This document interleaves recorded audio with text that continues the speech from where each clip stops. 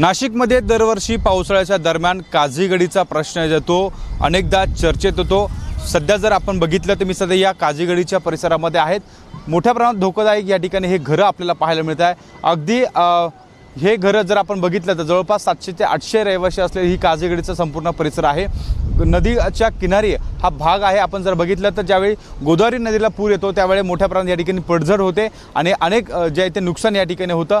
त्यामुळे सध्या यंदाच्या पावसाळ्यामध्ये देखील या ठिकाणच्या काझीगडीची काही घरं पडले तर त्या ठिकाणी रहिवासी आपल्याला पाहायला मिळत आहे। या संपूर्ण परिसरामध्ये या काझीगडीच्या परिसरामध्ये घरांमध्ये आता रहिवासी असलेले काही लोक आपल्याला त्या ठिकाणी पाहायला मिळत आहे। या ठिकाणी जर काही दुर्घटना घडली त्याला जबाबदार कोण असा प्रश्न आता उपस्थित होतोय। अनेक ठिकाणी नाशिककरांच्या माध्यमातून या काझीगडीचा प्रश्न प्रशासनाच्या समोर आणला गेला, मात्र कोणतीही ठोस उपाययोजना होत नाही। या ठिकाणी अनेकदा काँग्रेसच्या माध्यमातून देखील आंदोलनं केली गेली, निवेदनं दिली गेली, मात्र यावर कोणताही निर्णय झाला नसल्याचा या ठिकाणी आपल्याला पाहायला मिळत आहे। माझ्यासोबत काँग्रेसचे नाशिकचे पदाधिकारी आहेत।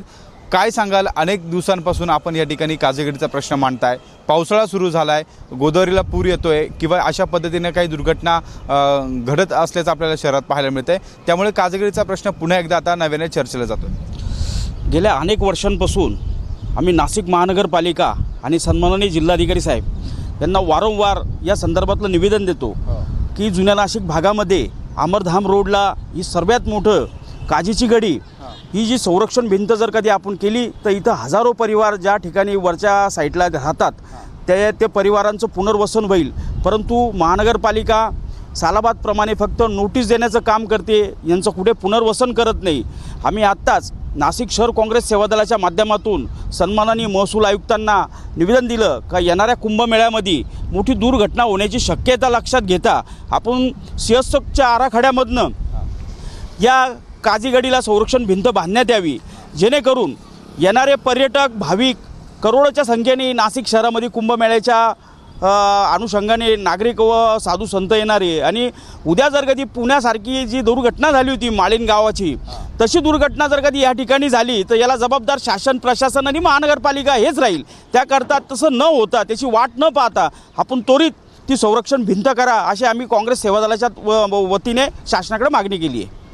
आपण बघतोय अनेकदा काँग्रेसच्या सेवादलाच्या माध्यमातून पत्रव्यवहार प्रशासनाच्या अधिकाऱ्यांसोबत केला जातो, मात्र कोणताही या ठिकाणी निर्णय होत नाही। स्थानिक नागरिकांच्या माध्यमातून हा आवाज उठवला जातोय, मात्र आपण जर बघितलं तर धोकादायक अशी घरं त्या ठिकाणी पाहायला मिळत आहे। हा जुने नाशिक परिसरातील भाग आहे, अगदी नदीच्या किनारी या ठिकाणी आपल्याला हे संपूर्ण वसाहत पाहायला मिळते। 700 ते 800 रहिवासी आजही त्या ठिकाणी राहत असल्याचं पाहायला मिळते। या ठिकाणी जर काही दुर्घटना घडली त्याला जबाबदार कोण असा प्रश्न देखील आता या ठिकाणी या निमित्ताने उपस्थित होतोय। त्यामुळे सिंहस्थच्या पार्श्वभूमीवर या ठिकाणी काही संरक्षण भिंत बांधण्याची गरज असल्याचं देखील मागणी आता काँग्रेसच्या सेवादलाच्या माध्यमातून केली जाते। त्यामुळे काझीगडीचा प्रश्न आता नेमका पावसाळ्याच्या दरम्यान महापालिका प्रशासनाकडनं कशा पद्धतीने सोडवला जाईल हे बघणं आता तितकंच महत्त्वाचं असणार आहे। कॅमेरामन मयूर बारगजेसह शुभम बोडके, एबीपी माझा, नाशिक।